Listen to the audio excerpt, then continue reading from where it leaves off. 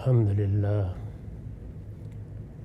للہ رب العالمین والصلاة والسلام علی محمد الامین اعوذ باللہ من الشیطان الرجیم بسم اللہ الرحمن الرحیم۔ خواتین و حضرات، سورہ رات ختم ہو گئی۔ اب ہم سورہ ابراہیم اور سورہ الحجر کا مطالعہ شروع کر رہے ہیں۔ ہمارے طریقے کے مطابق یہ تیسرا باب ہے اور اس میں یہ سب صورتیں مکیات ہیں۔ طعام یعنی پیر کی صورت میں دو دو کر کے مضمون کو آگے بڑھا رہی ہیں۔ آخر میں ایک مدنی سورہ، سورہ نور، خاتمے کی سورہ ہے۔ میں نے ان دونوں کا تعارف اپنے طریقے کے مطابق ایک ہی جگہ لکھا ہے۔ وہ تعارف یہ ہے کہ یہ دونوں صورتیں یعنی ابراہیم اور الحجر، یہ دونوں صورتیں اپنے مضمون کے لحاظ سے طعام ہیں، یعنی ایک پیر ہے۔ پہلی سورہ میں جس چیز کے لیے قریش کو تنبیہ و تحدید ہے، تنبیہ یعنی وارن کرنا، متنبہ کرنا، اور تحدید یہ بتانا کہ اگر اپنے رویے کو درست نہیں کرو گے تو یہ برا انجام تمہارا منتظر ہے، تو یہ تحدید ہے۔ پہلی سورہ میں جس چیز کے لیے قریش کو تنبیہ و تحدید ہے، دوسری میں اسی کے حوالے سے نبی صلی اللہ علیہ وسلم کو تسلی دی گئی ہے کہ مطمئن رہو، یہ قرآن بجائے خود ایک واضح حجت ہے، یہ نہیں مانتے تو انہیں ان کے حال پر چھوڑو، وہ وقت اب جلد آنے والا ہے جب یہ یعنی قریش مکہ آرزوئیں کریں گے کہ اے کاش ہم نے یہ رویہ اختیار نہ کیا ہوتا۔ اس سے اندازہ کیا جا سکتا ہے کہ یہ صورتیں کس پہلو سے طعام ہو گئی ہیں۔ یعنی ایک میں ہدف متعین کر کے مرکزی مضمون کو سامنے رکھ کے مخاطبین کو تنبیہ اور تحدید کی گئی ہے، اور دوسری میں رسول اللہ کی طرف رخ موڑ کر اسی تنبیہ و تحدید کے نتائج کو سامنے رکھتے ہوئے آپ کو تسلی دی گئی ہے۔ تو ان دو چیزوں نے مل کر مضمون کو پائے تکمیل تک پہنچا دیا ہے۔ دونوں کا موضوع وہی انذار و بشارت ہے جو پچھلی صورتوں سے چلا آ رہا ہے۔ اس پورے باب کا موضوع انذار و بشارت ہے۔ انذار یعنی مخاطبین کو برے انجام سے خبردار کر دیا جائے، اور بشارت ان لوگوں کو جو اس دعوت کو قبول کر لیں، جنت کی، اللہ تعالیٰ کی خوشنودی کی خوشخبری دی جائے۔ دونوں کا موضوع وہی انذار و بشارت ہے جو پچھلی صورتوں سے چلا آ رہا ہے۔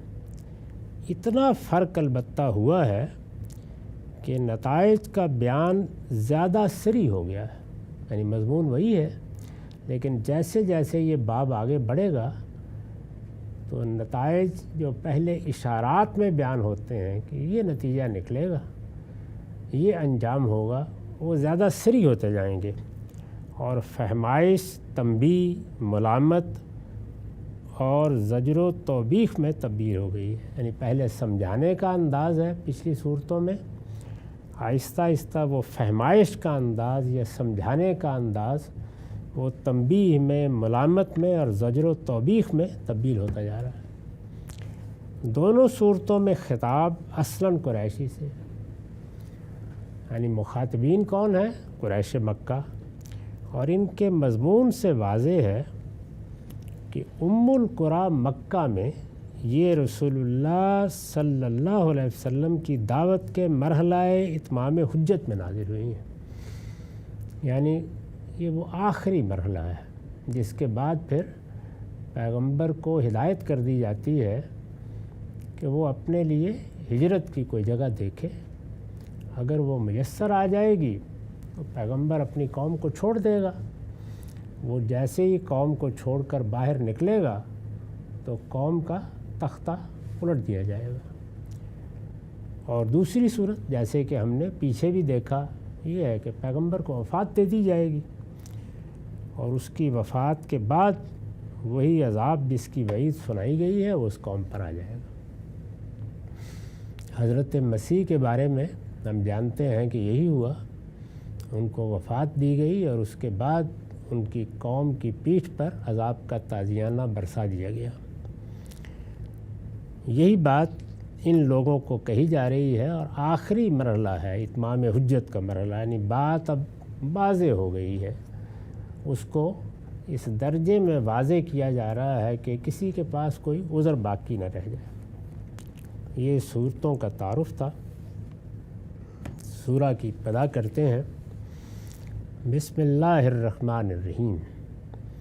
اللہ کے نام سے جو سراسر رحمت ہے جس کی شفقت ابدی ہے. الف لام را کتاب انزلناہ الیک لتخرج الناس من الظلمات الی النور. یہ کتاب ہے جو ہم نے تمہاری طرف اتاری ہے اس لیے کہ تم لوگوں کو اندھیروں سے نکال کر روشنی میں لے آؤ. یہاں سے سورہ کی ابتدا کی ہے. اس میں پہلا جملہ ہے یہ سورہ الف لام را ہے. اس سے پہلے بھی بتایا جا چکا ہے کہ یہ الف لام میم الف لام را یہ صورتوں کے نام ہیں. صورتوں کے وہ نام جو اب ہمارے مصحف میں لکھے ہوئے ہیں جیسے بقرہ آل عمران یہ اللہ تعالیٰ کے رکھے ہوئے نام نہیں ہیں. یہ صحابہ نے نام رکھے ہیں. اللہ تعالیٰ کے رکھے ہوئے نام یہ حروف مقطعات کی صورت میں ہے. اس نام کے معنی کیا ہیں اس کے متعلق ہم نے اپنا نقطہ نظر سورہ بقرہ کی آیت 1 کے تحت تفصیل کے ساتھ بیان کر دیا ہے. یعنی سورہ بقرہ میں پہلی بار جب اسی طرح نام آیا ہے الف لام میم ذالک الکتاب تو وہاں میں نے بتا دیا ہے کہ ہمارا نقطہ نظر اس میں کیا ہے. صورتوں کے نام ہیں یہ تو اس سے پہلے بھی محقق علماء کا نقطہ نظر رہا ہے اور یہی سب سے قرین قیاس چیز ہے. لیکن امام حمید الدین فراہی نے ان سے متعلق جس حقیقت کی نشاندہی کی ہے اس کی میں نے وہاں تفصیل کر دی ہے کہ یہ کوئی سر نہیں ہے کوئی راز نہیں ہے. عربی زبان کے حروف تہجی جو حروف ہجا ہیں الفابیٹس ہیں یہ اپنے پس منظر میں جب یہ عبرانی سے آہستہ آہستہ آگے بڑھے ہیں یہ چیزوں کے نام تھے. تو وہ چیزیں ہیں جن کو علامت کے طور پر سامنے رکھ کر صورتوں کے یہ نام رکھ دیے گئے ہیں اور کچھ نہیں ہے. اس کی ایک نہایت ہی واضح مثال سورہ نون ہے. نون مچھلی کے انداز میں لکھا جاتا تھا ابتدا میں اور اس کے معنی بھی مچھلی کے تھے. مچھلی کے لیے نون اب بھی عربی زبان میں استعمال ہوتا ہے. تو سورہ نون میں چونکہ سیدنا یونس کے مچھلی کے پیٹ میں ڈالے جانے کا ذکر ہوا ہے تو اسی کو نام بنا دیا گیا ہے. عربوں کا ذوق بھی یہی ہے اس لیے کہ بقرہ آل عمران یہ کوئی موضوع یا مضمون کے لحاظ سے رکھے ہوئے نام نہیں ہیں. سورہ بقرہ میں ایک گائے کا ذکر آ گیا ہے اسی سے نام رکھ دیا. اور یہی طریقہ اللہ تعالیٰ نے بھی اختیار کیا ہے. اس میں عربوں ہی کا ذوق پیش نظر ہے کہ نام محض ایک علامت ہوتا ہے. اس میں کوئی موضوع اور مضمون کا احاطہ کرنے کی کوشش کی جائے تو بعض اوقات وفور معنی کا استقصاء ممکن نہیں ہوتا تو وہ نام بلکہ بے معنی ہو جاتا ہے. بے معنی سے بھی آگے بڑھ کے اگر اس طرح کے مضمون کو جس طرح کے قرآن کے مضامین ہیں کسی ایک لفظ میں ادا کرنے کی کوشش کی جائے گی تو خود مضمون کے ساتھ زیادتی ہو جائے گی تو پھر علامت ہی کو نام بنا دیا جاتا ہے. اس کے بعد فرمایا ہے کہ یہ کتاب ہے جو ہم نے تمہاری طرف اتاری ہے، اس لیے یعنی کیوں اتاری؟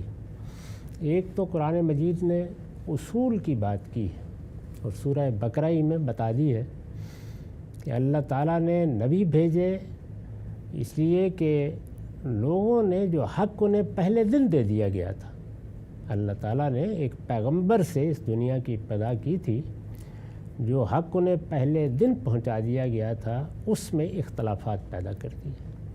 وہ اگر اس حق کو مضبوطی سے پکڑے رکھتے، اپنی نسلوں کو اس کی تعلیم دیتے اور انسان اس میں بدعتیں داخل نہ کرتے، انحرافات پیدا نہ کرتے، تو کوئی ضرورت نہیں تھی، پھر پیغمبروں کا سلسلہ جاری کیا جاتا۔ لیکن ایسا نہیں ہوا، چنانچہ اللہ تعالیٰ نے بتایا ہے کہ اختلافات پیدا کر دیے لوگوں نے۔ ابتدا تو کان الناس امۃ واحدہ، ایک ہی نقطہ نظر پر تھی، کوئی 2 دین 3 دین نہیں تھے، اختلافات پیدا کر دیے تو فرمایا کہ پھر ہم نے پیغمبر بھیجنا شروع کیے اور پیغمبروں کو یہ ذمہ داری دی کہ فبعث اللہ النبیین مبشرین و منذرین، وہ خبردار کریں اور بشارت دیں۔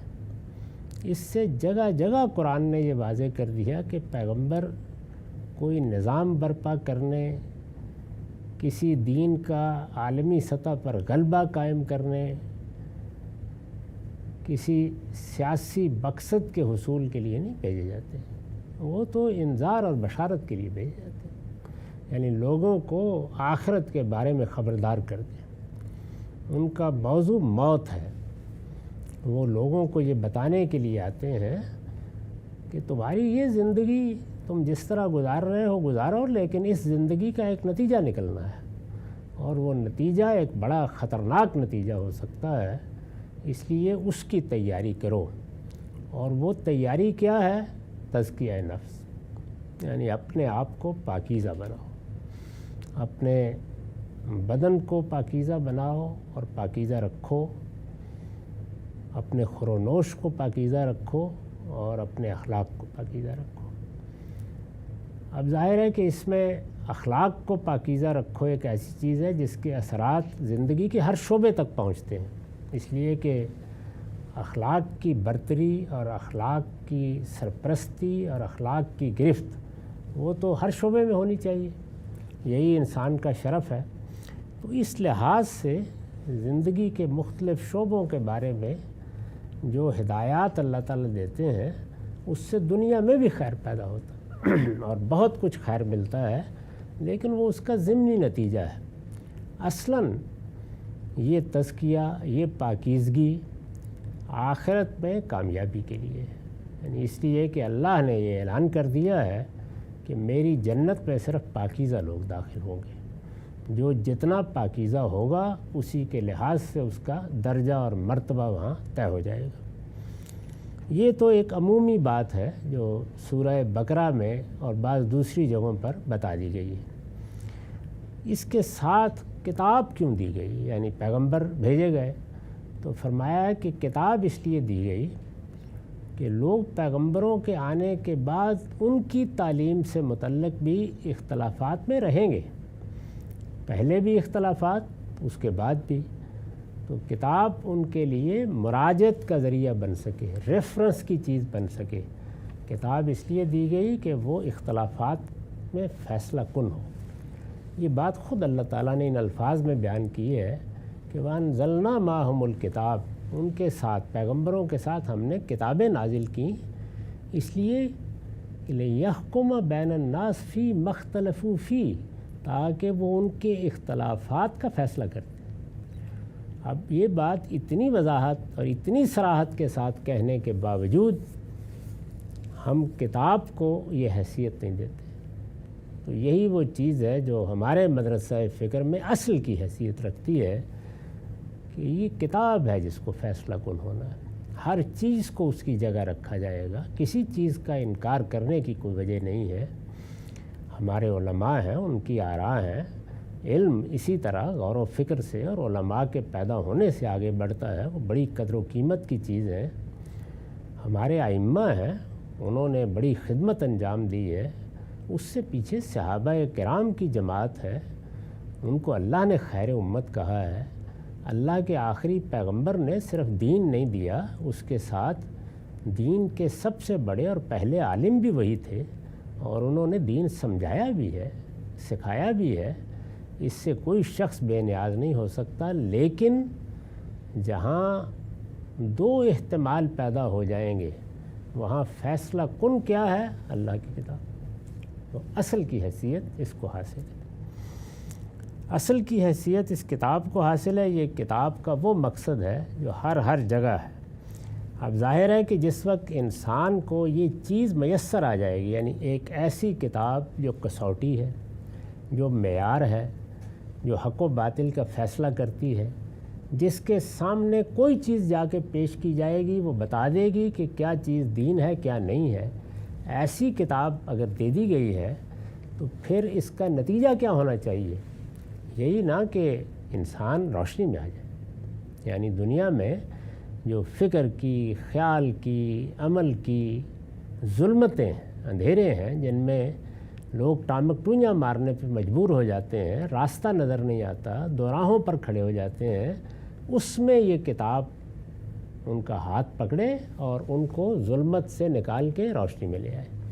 تو وہی بات جو وہاں اس انداز میں بیان کی ہے کہ یہ کتاب اس لیے دی گئی تاکہ یہ اختلافات کا آخری فیصلہ سنا دے، یہاں اس سے جو نتیجہ نکلتا ہے اس کو بیان کیا ہے۔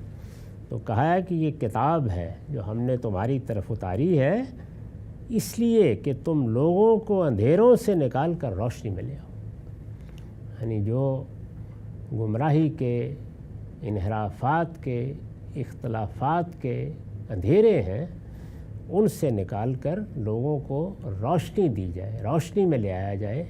یہ کتاب اس مقصد سے تمہارے ساتھ نازل کی گئی ہے۔ اس پر میں نے لکھا ہے کہ اصل میں ظلمات اور نور کے الفاظ آئے ہیں۔ وہاں جو کہا ہے کہ اندھیروں سے نکال کر، تو اندھیروں کے لیے ظلمات کا لفظ آیا ہے، روشنی کے لیے نور کا لفظ آیا ہے۔ ان میں نور واحد اور ظلمات جمع ہے، یعنی اندھیروں کے لیے لفظ جمع استعمال کیا ہے، اور روشنی کے لیے انوار کا لفظ استعمال نہیں کیا، واحد لفظ استعمال کیا، نور۔ اس کی وجہ یہ ہے کہ گمراہی ہزار راستوں سے آتی ہے مگر ہدایت کا راستہ ایک ہی، جسے قرآن صراط مستقیم سے تعبیر کرتا ہے۔ صراط مستقیم میں کوئی کج پیچ نہیں ہے، اس میں متعدد راہیں نہیں ہیں کہ یہ اختیار کریں تو شاید پہنچ جائیں، وہ اختیار کریں تو شاید پہنچ جائیں، ایک ہی راستہ ہے۔ اسی لیے اس کا نام ہی صراط مستقیم رکھ دیا گیا، سیدھا راستہ۔ خود رسول اللہ صلی اللہ علیہ وسلم نے ایک موقع پر زمین پہ بیٹھ کے ہاتھ سے مختلف لکیریں کھینچ دیں اور بتایا کہ دیکھو یہ ٹیڑھے میڑھے راستے ہیں، انسان انہی کی بھول بھلیاں میں الجھا رہتا ہے، لیکن اللہ کی راہ سواء السبیل ہے، سیدھی ہے۔ اسی کی ہم سورہ فاتحہ میں روز دعا کرتے ہیں، جو سب سے بڑی دعا ہمیں سکھائی گئی ہے۔ اس میں ایک ہی چیز مانگی جاتی ہے، اہدنا الصراط المستقیم، یعنی اس سیدھی راہ کی ہدایت ہمیں مل جائے۔ تو یہ چونکہ ایک ہی راہ ہے، یہ کوئی متعدد راستے نہیں ہیں، اس وجہ سے اس کو نور سے تعبیر کیا۔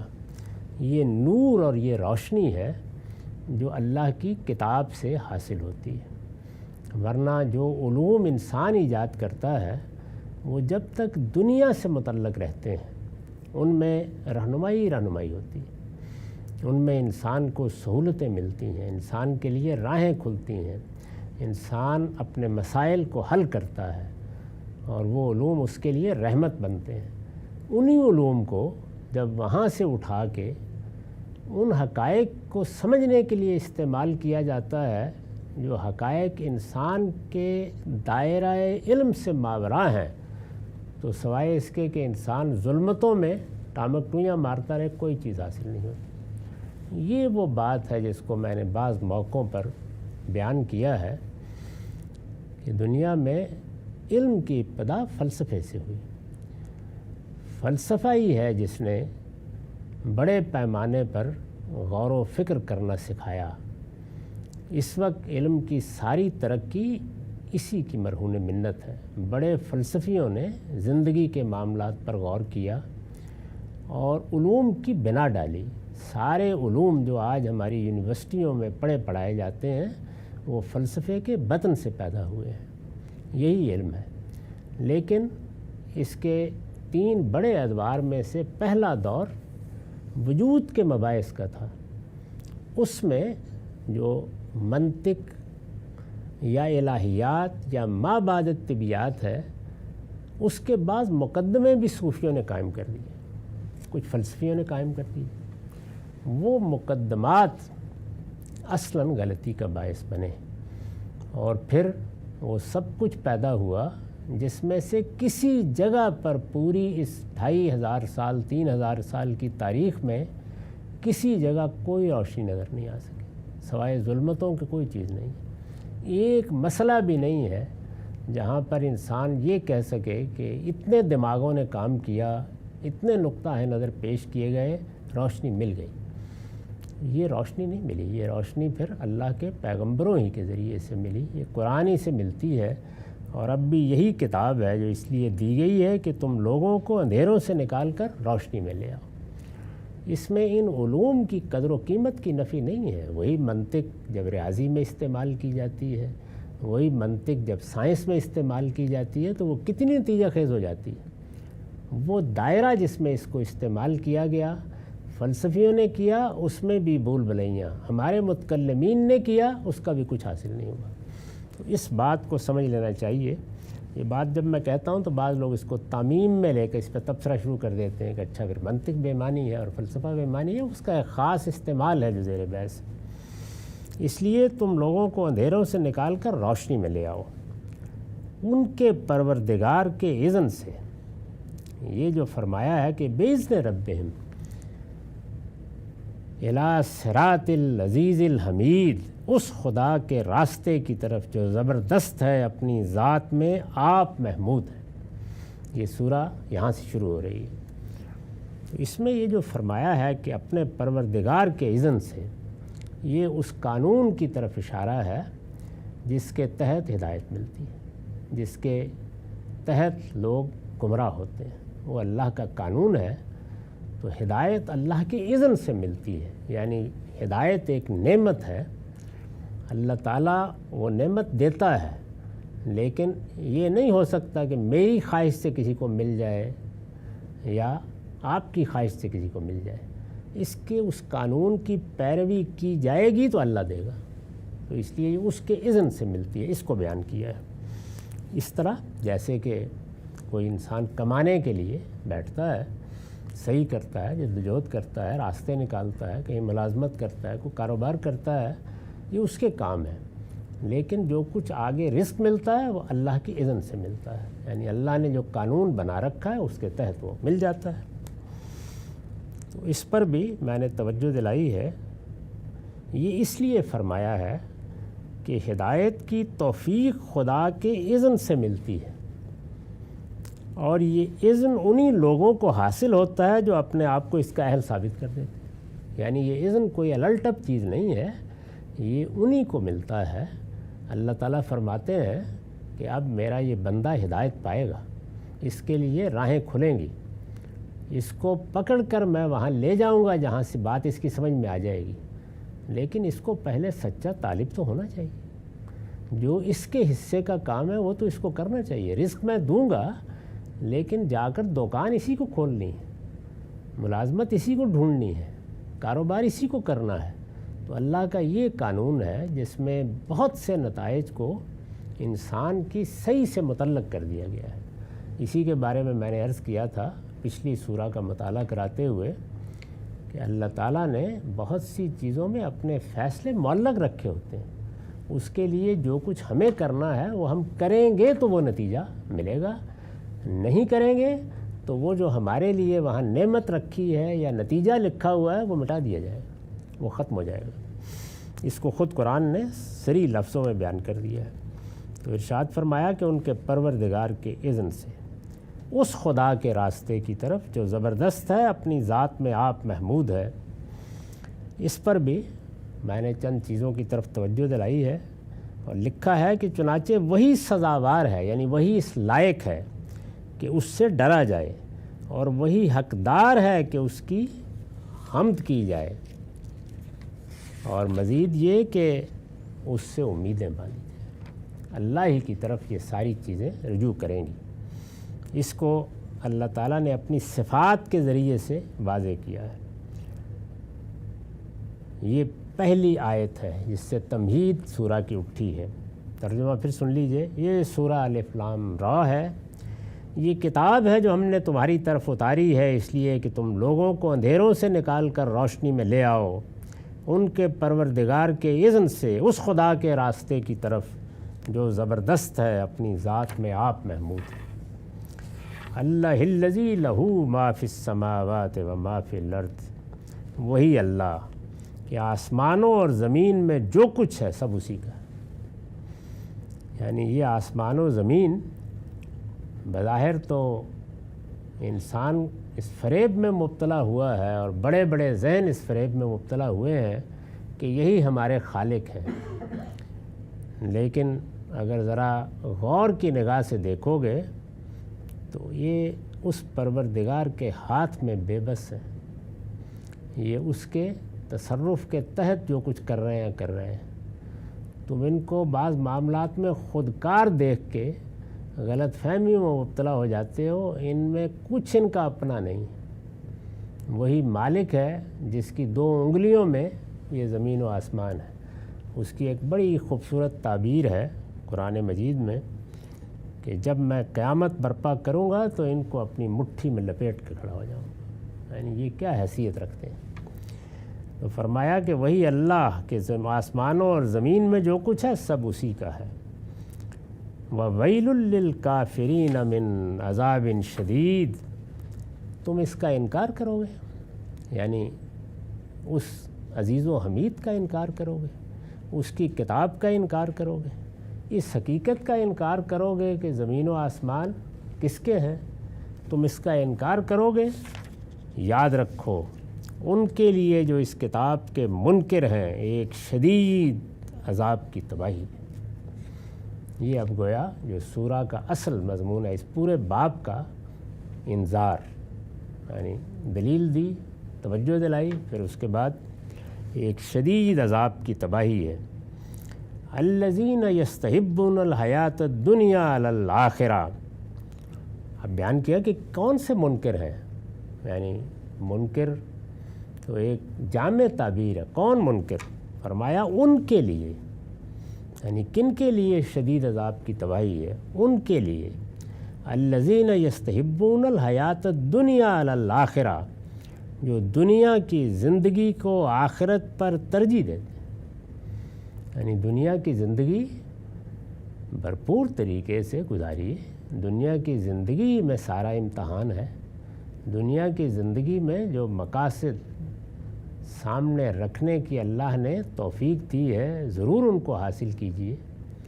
دنیا کی زندگی میں جو صلاحیتیں دی گئی ہیں وہ سب کی سب بروئے کار لائیے، لیکن جب وہ دوراہا آ جائے کہ اب ترجیح کس کو دینی ہے تو پھر آخرت کو ترجیح۔ یہ ہے اللہ تعالیٰ کی دعوت۔ یعنی دنیا میں جو مذاہب انسان نے پیدا کیے ہیں وہ ترجیح کے اصول پر نہیں ہیں، وہ فنا کے اصول پر ہیں۔ دنیا کی زندگی کی نفی کی جائے گی، دنیا کی زندگی کو چھوڑ دیا جائے گا، دنیا کی زندگی کو مایا کا جال سمجھا جائے گا، اس سے نجات حاصل کی جائے گی، اس کی سرگرمیوں کو شیطانی سرگرمیاں قرار دیا جائے گا، اس کی تزئین آرائش یہ سب قابل رد ہوگی، اس کی سرگرمیوں میں حصہ لینا باعث ملامت ہوگا۔